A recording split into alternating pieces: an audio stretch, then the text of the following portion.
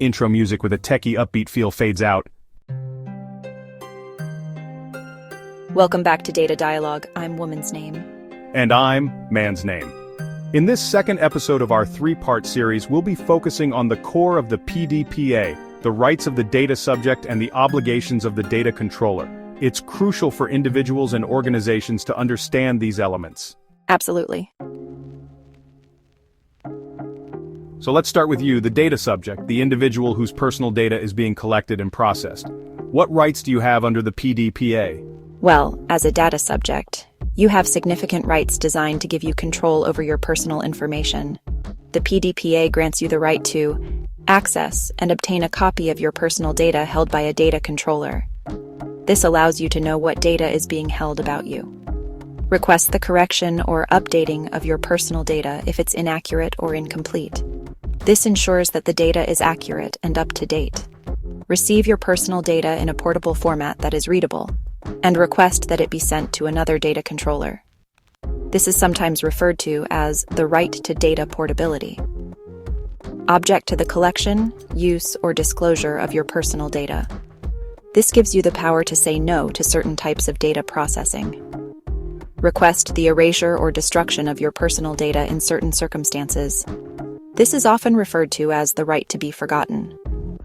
Request the restriction of the use of your personal data. This gives you the power to limit how your data is processed, rather than having it completely deleted. File a complaint in the event of a violation of the Act. This provides a mechanism for redress if your rights are violated. These are some powerful rights that put individuals in control of their data. So, how does one actually exercise these rights? You would typically make a request directly to the data controller responsible for handling your personal data.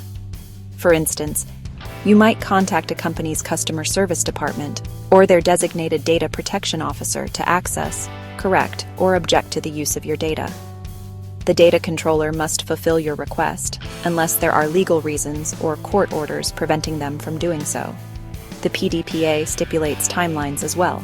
For example, the data controller must fulfill a data access request within 30 days.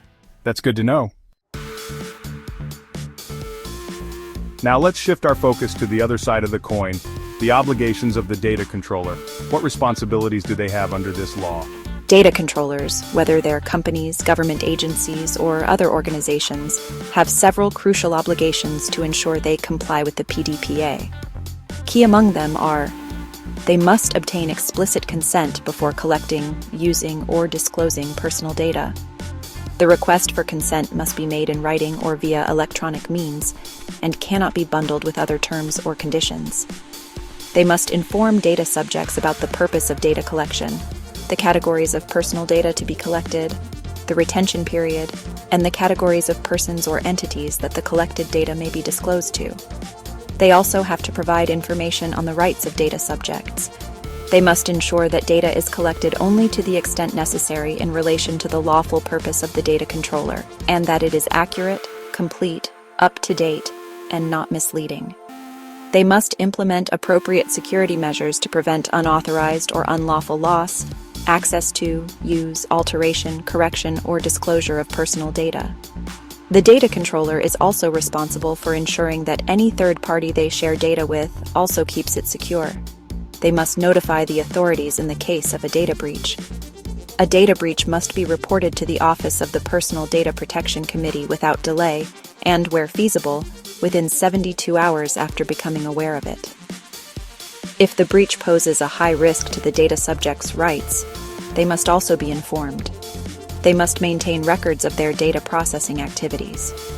They must have records of the personal data they collect, the purpose for collection, retention period, details of the data controller, rights of the data subject, any rejection of requests by data subjects, and the appropriate security measures they have implemented. That's a lot to keep track of. It sounds like a data controller has to be very diligent in how they handle personal information. What about when data is shared with third parties? The PDPA addresses that too. When data is sent to a third party, such as a data processor, the data controller must ensure the third party uses or discloses the data only for the purpose it was initially collected. This includes ensuring the third party has adequate security measures in place. Moreover, data controllers must have a written agreement with any data processor outlining the obligations of both parties. So the responsibility remains with the data controller even when they outsource their data processing. What about sending personal data to another country? That's another critical aspect of the PDPA. Sending data to a foreign country is only permitted if the destination country has adequate data protection standards. However, there are some exceptions, for example where consent has been obtained from the data subject, where it is necessary for the performance of a contract, or if it is to prevent a danger to the life of a person. If an organization in Thailand has a data protection policy that has been reviewed by the office, they may send data to an affiliated business or group of undertakings if they are also following the policy. Okay, this episode has highlighted the core rights of individuals and the responsibilities of the organizations handling data. It's a significant shift in how personal data must be managed in Thailand. Absolutely. Understanding these rights and obligations is essential for compliance and for ensuring that personal data is treated with the respect and care it deserves. Join us in the next episode when we dive deeper into sensitive personal data, penalties for violation, and the authorities overseeing this law.